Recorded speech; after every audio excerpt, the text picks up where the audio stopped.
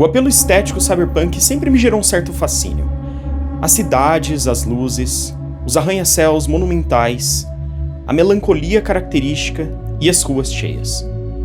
E ainda assim a constante sensação de solidão. Como se fosse possível a gente se sentir sozinho em meio a uma multidão. A cultura pop, inclusive, parece ter uma representação bem alinhada a respeito do futuro distópico, e às vezes, do jeito que as coisas têm sido, fica difícil saber se a cultura espelha o cyberpunk do mundo real, ou o contrário. A sociedade dividida em castas sociais, onde aqueles do topo tomam as decisões a seu bel prazer, sendo as leis não aplicáveis se você tem dinheiro suficiente. Tô falando de uma quantia obscena de dinheiro. Qualquer semelhança com a realidade não é coincidência. Crime ocorre, nada acontece. Hambúrguer e donuts. No fim das contas, essas representações me parecem nada mais do que um presente, mas intensificado. Por isso, no vídeo de hoje, eu quero explorar o paralelo entre a produção de cyberpunk e como, ironicamente, ele é um produto do mundo que ele mesmo representa.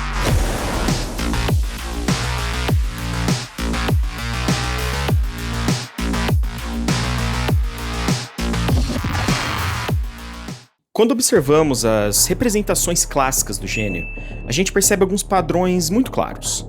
Megacorporações dominando estados, governos que são apenas formalmente democráticos, mas esvaziados de poder real, desigualdade social extrema, tecnologia avançando enquanto o tecido social se deteriora.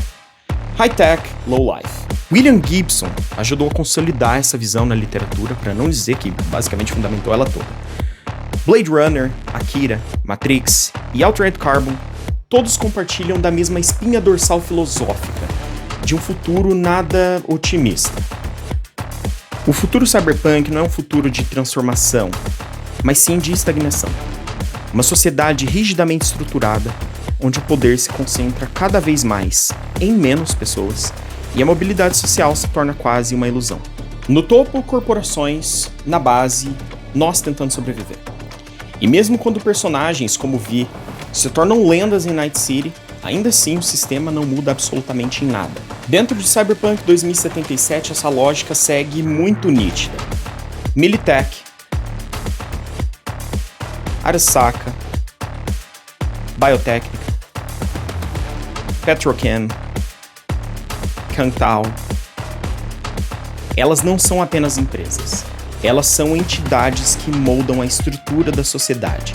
E ainda que os funcionários gostem de algum desses benefícios exclusivos, como o Trauma Team, implantes e suplementação hormonal de ponta, eles são dispensáveis quando não mais necessários. Quem jogou como Vi Corpo sabe como é. O poder corporativo no jogo oferece uma estabilidade conforme a utilidade temporária. Enquanto você serve, você existe. Quando deixa de servir, você desaparece. E se nessa tentativa de se tornar lenda em Night City, a impressão de que os inimigos principais do jogo vão ser as facções, a violência urbana e as gangues, isso muda conforme o jogo vai passando. As gangues ocupam apenas espaço onde o Estado não está ocupando. As corporações que ocupam o Estado, e assim como na vida real, o Estado garantindo a estruturação desse capital e a execução dele. O verdadeiro poder nunca esteve nas ruas, mas sim nos conglomerados privados. Night City não é caótica pela ausência de controle. Night City é caótica pelo excesso de interesses. Dentro do universo cyberpunk, quando eu falo cyberpunk, eu estou me referindo ao RPG mesmo, criado pelo lendário Mike Pondsmith. A gente tem uma lore um pouco complexa com relação ao surgimento dos novos Estados Unidos. Essa estrutura não surgiu do nada, ela nasce de um colapso. Após o chamado Crash de 94, os antigos Estados Unidos sofrem uma implosão sistêmica. Tudo isso como consequência de manipularem o mercado de ações, dentre muitas outras ações bem duvidosas, como uma forma de combater a crescente influência do European Economic Community, que em 92 criou o eurodólar, o famoso Edinho no jogo, e que estava expandindo para países fora do bloco europeu e ditando as regras como o mercado internacional ia funcionar, e tirando a representatividade norte-americana da jogada. Crises financeiras, conflitos internos, fragmentação política, perca de credibilidade internacional. O governo federal colapsou. Estados e regiões tornaram-se autônomos e, gradualmente, o poder realmente migrou. Não para novas instituições democráticas, não para o povo, mas sim para as megacorporações. E desse caos emergem os novos Estados Unidos, que é o que a gente vê representado já em Cyberpunk 2077. Uma versão descentralizada, enfraquecida e profundamente dependente de conglomerados privados. Não é apenas uma mudança política, mas estrutural de poder. Toda essa volta não tem só como objetivo contar um pouquinho da lore do jogo, mas para fazer um paralelo importante sobre a produção dele. Cyberpunk 2077 não existe apenas como ficção. Ele é um produto da indústria. Uma indústria moldada por pressões econômicas, expectativas de mercado, demandas incessantes por crescimento. E aqui, a ironia de Cyberpunk começa a se formar. Cyberpunk 2077 foi anunciado em 2013. O teaser Bullets, esse que tá aparecendo ao fundo, foi a semente do que viria a se tornar esse hype monumental. No entanto, a produção efetiva de Cyberpunk só foi começar em junho de 2016, após a conclusão de The Witcher 3 e suas DLCs. Ou seja, concluir um projeto dessa magnitude em 4 anos e meio é algo impensável. Enquanto isso, o hype crescia. Trailers impressionantes, demonstrações técnicas, eventos, celebridades, expectativas infladas em proporções sem precedentes na indústria. A gente consegue perceber, isso ficou bem claro nesse artigo da Eurogamer que eu li, de como o marketing acompanhou o mesmo tempo que o desenvolvimento do jogo foi feito. E isso também acompanhou o desenvolvimento Red Engine 4, que foi a que foi utilizada no jogo. Eles começaram do zero. Basicamente, é como se você tivesse com um trem numa ferrovia que você está ao mesmo tempo construindo. Era óbvio que ia dar ruim. Com o sucesso de The Witcher e o crescimento e a ambição do projeto de Cyberpunk 2077, a equipe teve que crescer rapidamente também. Sistemas complexos foram desenvolvidos em paralelo, mudanças realmente estruturais de trabalho, mas o crescimento acelerado trouxe alguns efeitos colaterais até previsíveis. Os times deixaram de se conversar. Tinha alguns casos, por exemplo, de devs que estavam trabalhando sobre o mesmo aspecto, sobre o mesmo ponto e até competindo um com o outro, sem necessidade alguma. Processos se tornaram fragmentados. Igual aquele trabalho de escola Frankenstein que você já fez com os amigos e que juntou ali só torcendo para dar certo. As etapas evoluíam sem integração plena. O projeto começa a se comportar como um mosaico, onde cada peça parece funcional, mas o conjunto apresenta fissuras que não se encaixam muito bem. O foco inicial em PCs high-end também atrapalhou esse processo quando foi aplicado nos consoles, o que gerou uma falsa sensação de estabilidade. Já nos consoles de geração passada, o desafio foi outro: os HDs. HDs mecânicos geraram limitações gravíssimas para a equipe de desenvolvimento, pelo streaming massivo de dados e pela falta de loading que era proposta dentro do jogo. E um jogo que exigia muito mais do que aquele hardware poderia entregar. E chegando no fatídico dia de 10 de dezembro de 2020, o jogo é lançado, apesar desses percalços. O resultado é conhecido: problemas graves de performance, texturas que não carregavam, cenários instáveis, IA errática e os famosos T-poses. As T-poses, inclusive, foram o único meio que os devs encontraram de o jogo ou literalmente crashar, ou, colocando os bonecos em T-pose, eles aliviavam a memória da animação e faziam com que isso pudesse pelo menos não quebrar o jogo simplesmente. A experiência nos consoles foi catastrófica. Nos PCs, os defeitos eram mais suavizados. Afinal, o time de desenvolvedores levou isso mais em conta. Mas o dano já estava feito. O lançamento mais aguardado da década simplesmente tinha ruído e se tornava um dos mais turbulentos dos últimos anos.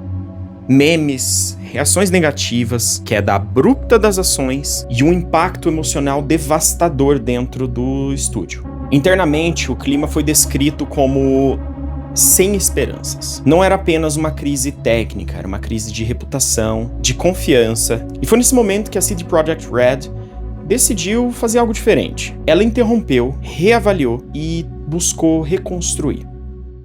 Existe algo profundamente simbiótico nessa questão de metalinguagem em Cyberpunk 2077 que eu tô querendo trazer. A de que Cyberpunk 2077 é uma obra que discute o capitalismo tardio, estruturas corporativas e sistemas que esmagam indivíduos sobre pressões incessantes e, ironicamente, ela colapsa sobre essas mesmas premissas. Deadlines, expectativas financeiras, pressão de mercado são alguns desses efeitos, além da demanda por crescimento. O jogo que retrata a lógica do sistema se torna vítima dela. Não como um acidente isolado, mas uma manifestação estrutural do que isso representa.